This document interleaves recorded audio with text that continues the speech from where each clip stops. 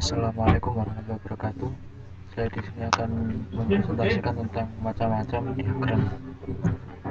Diagram yang pertama yaitu diagram flow atau diagram alir, yaitu diagram yang menampilkan langkah-langkah dan keputusan untuk melakukan sebuah proses dari suatu program. Setiap langkahnya itu digambarkan dalam bentuk diagram dan dihubungkan dengan garis atau anak panah. Yang kedua, fungsi flowchart, yaitu fungsi utama dari flowchart adalah memberi gambaran jalannya sebuah program dari satu proses ke proses lainnya. Flowchart sendiri itu ada 4. Yang pertama itu flowchart dokumen yang berfungsi untuk menelusuri alur flow dari satu bagian ke bagian yang lain, termasuk bagaimana laporan diproses, dicatat, dan disimpan. Yang kedua ada flowchart diagram. Flowchart ini menggambarkan secara rinci prosedur dari proses program. Yang ketiga ada flowchart proses yang berfungsi untuk menggambarkan rekayasa industrial dengan cara merinci dan menganalisis langkah-langkah selanjutnya dalam suatu prosedur atau sistem.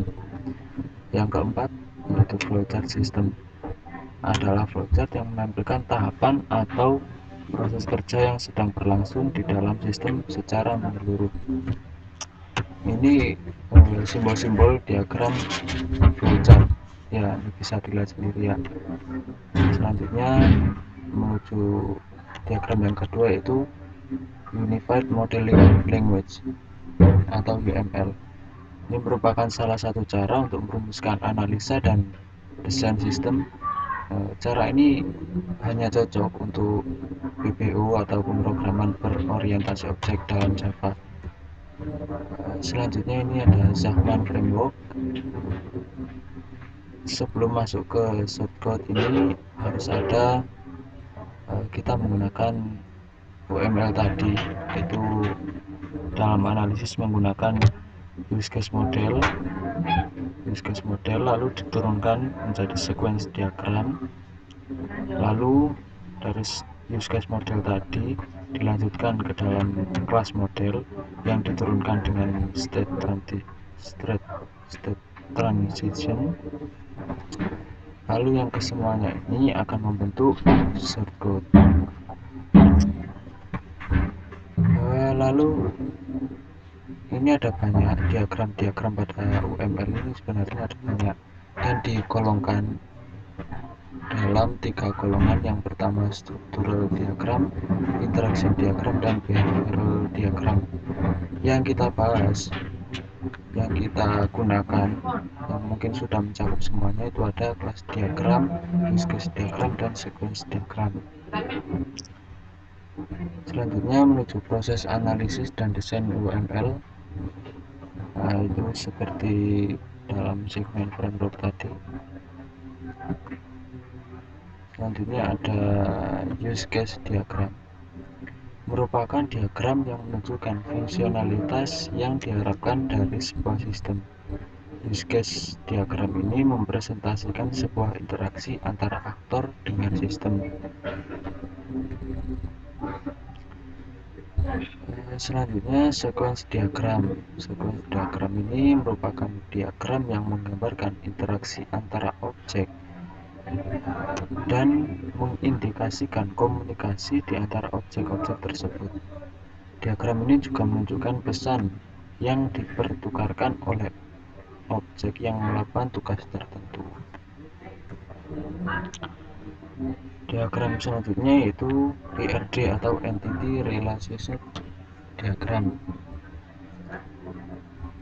adalah suatu bentuk diagram yang menjelaskan hubungan antar objek-objek data yang mempunyai hubungan antar relasi. ERD itu digunakan untuk menyusun struktur data dan hubungan antar data. Untuk menggambarkannya digunakan dengan notasi, simbol, bagan, dan lain sebagainya. Ini adalah simbol-simbol dalam ERD. Ada entitas, relasi, atribut, dan hubungan antar entitas.